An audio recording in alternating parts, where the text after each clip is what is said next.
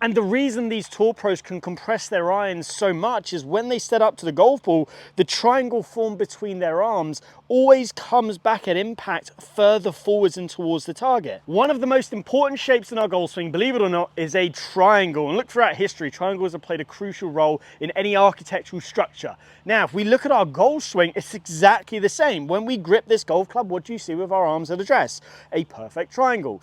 Now from here, the best players in the world control this triangle amazingly. From there, as they come down, you'll often see that they'll come back to a position like this, where the triangle formed between their arms and the club and the body is actually back of where it started at address, or even in the same position. The best players in the world, like I just said, they have that triangle further forwards, closer towards the target. Now today I'm going to show you the 3 things that I want you to focus on, and I want you to analyze in your own game to see how you do, that are going to help you move that triangle further forwards at impact than where it was at address. Now stay tuned for the 3rd bit, because I'm going to teach you how to turn in a way that you've never heard before. I promise you've never heard this before. So be sure to stick around for that. Now, before we actually get into the video, please give the video a like and the channel a subscribe. It allows me to produce more content like this to help you, the viewer at home. So let's talk through the first bit, which is getting your arm structure right at address. Now, why is this important? I see so many amateurs get their arms in the wrong position at address. So often their arms will be actually rotated to their left as a right-handed golfer. They'll grip the club quite palmy as a byproduct. And from here, this is always going to want to cause your face to get too open. Then from there, you'll have to cast out, you'll have to break down your angles. You're not going to be able to move that triangle past the golf ball to deliver shaft lean whilst achieving that square club face. So let me show you how to find this good position. The first thing I want you to do is set up to the golf ball and place the club behind the ball, club face nice and square. Now, push the grip so it is past the golf ball. Again, this is for your irons right here. This is going to set you up in a position where you already have a little bit of shaft lean, and you can see I've kept the face square as I've done that. Now, build your stance out, and then from there, let your left arm just hang straight down from this position, and make a thumb up shape. Turn that thumb up into roughly a 30 to 45 degree angle, and then from there you can see my bicep, elbow pit, forearm bone, they're all pointing at that angle right there. Now from there, just drop the club into the left hand just like so, keeping that face nice and square, and you can very much see the forearm and that shaft are in one straight line here. Really simple way to set up to help you start to compress your irons a lot more and deliver far better impact conditions. So that's the left arm done, as simple as that. Take your right hand, hang it straight down and point that palm away from you. You can see it's nice and relaxed right here. As a byproduct, that gets my bicep and the front of my elbow, so the elbow pit pointing towards you. Bring the arm across, and then without compromising the upper part of your arm, just twist that hand on and just allow it to grip. And now from here, this is going to allow me to want to release the forearms, the arms correctly, so I can square the face up. If you get your arms in this position, they're naturally going to want to square the face. So if you can just follow those simple steps straight away, you're going to start to put yourself in a position to where you're actually going to be able to move your triangle forwards at impact to help you compress the golf ball. If you get this wrong though, you're not going to be able to move that triangle forwards no matter how good your rotation is and no matter how well you shift your body. So now that we've done that, let me grip the golf club, let me show you what this looks like, and let me hit a shot for you just like so.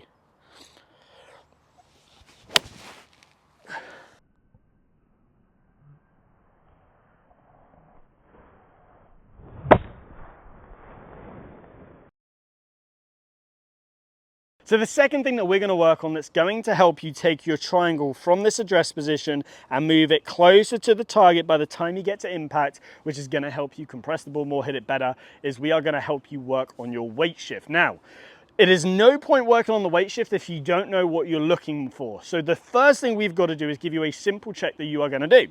You're going to set up to the golf ball just like so. Now from here, when you film your swing, you're going to draw a dot on your left shoulder joint.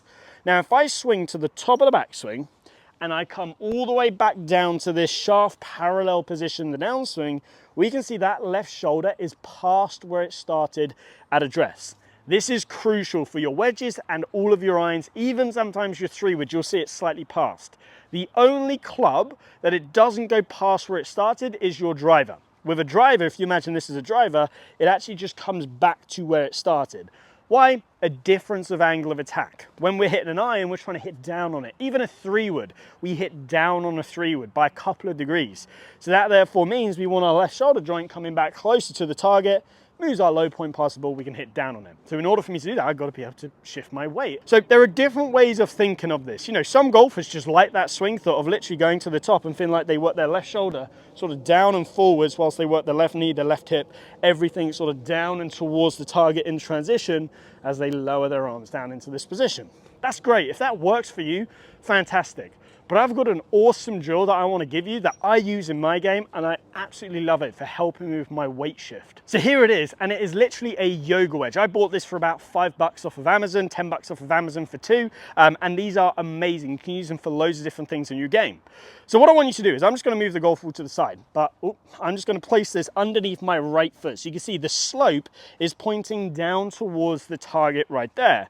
And I'm going to take my trail foot and I'm literally just going to stand on it, so it's right in the middle of that slope. So if I just go to the top of my backswing, or actually technically halfway back around here, I'm going to start to now push off of that block.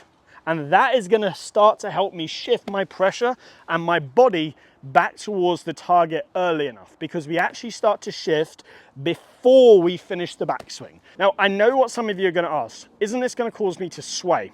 Most golfers sway when they lose the relationship between their upper body and their lower body. So basically they go like this, like that. And they start to then secondary tilt, they keep their head back and they get way too much spine tilt. For the first part of the downswing, we want to feel like, yes, the chest is slightly behind the pelvis, but they both shift together on the way down, keeping that slight spine tilt away. Then from there, as we push up out of the ground, we see loads of side bend happen. But essentially, the key thing is you just want to be feeling like you can push off of this block before you finish that backswing. That's going to allow you to get your left shoulder past where it started, so you can get that triangle at impact further forwards than when it was at address. So let me now hit a shot for you. I've got my arms in the correct position that we've just done. That's going to allow me to get the wrists in the right spot at impact, deliver sharpening with a square face. I'm going to be pushing off of this block, helping me shift back towards the target, and here's what it should look like.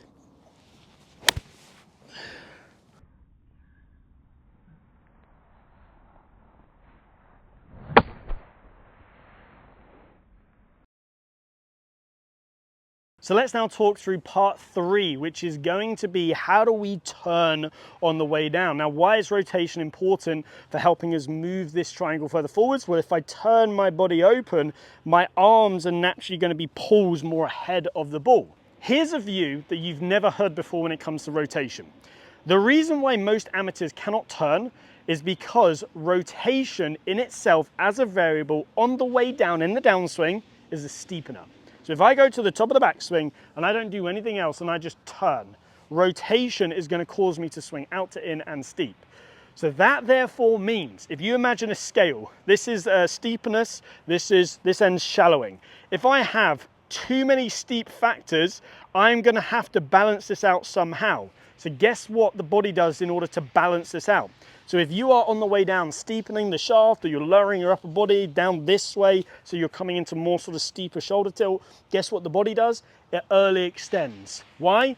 Early extension is a shallower. So in order to get this scale back to a good position, it delivers some early extension, and that allows you just to hit the golf ball. So if this is steepeners, this is shallowers, we want to have a shallower shaft. We want to have the arms dropping onto plane. We want to have all of these things, because then from there, the last thing the body's going to do to help us get this back into balance is rotate to get everything back into that spot. This is why you see tour pros, when they shift, their arms lower, the club head falls behind them. Those are shallowing mechanisms. From there, they are then able to push up and out of the ground, and that is how they generate that rotation. Tour pros turn because they have to. They don't think about it, they just turn because they have to. If you do the first two pieces, get the arms in the correct position, you're going to find the club face gets in a good spot. This is going to promote the shaft to fall down on a good plane. Number 2, if you're shifting your weight before you finish your backswing, this is going to give your arms space to be able to fall onto plane. That's a shallowing mechanism. So then from there, your body is going to want to push out of the ground and rotate. What is one additional feeling I can give you to ensure you have enough shallowing components to where your body is then forced to literally push up out of the ground, and that's going to give you that effortless rotation? Well, it's a little loopy sensation. It's feeling a little figure of 8. So that figure of 8 could be sort of, as you go back, you feel just that little sort of reroute slightly under or slightly underneath your right shoulder. So I like to use the right shoulder as a nice guide. So if I go to the top here, I'm going to feel like as I come down, that my hands come down slightly behind my right shoulder in the early part of the downswing. This is going to help me swing a little bit more in to out. It's going to help me shallow the club. And from here, if I feel just that little sort of loop in my swing, it's then going to force me to have to push out of the ground to generate some rotation. So let me hit a shot for you right here. Let me show you what this looks like. Feeling like there's a little loop in transition. So it's essentially a circle like this, but just as I'm in transition right here. So let me hit one for you.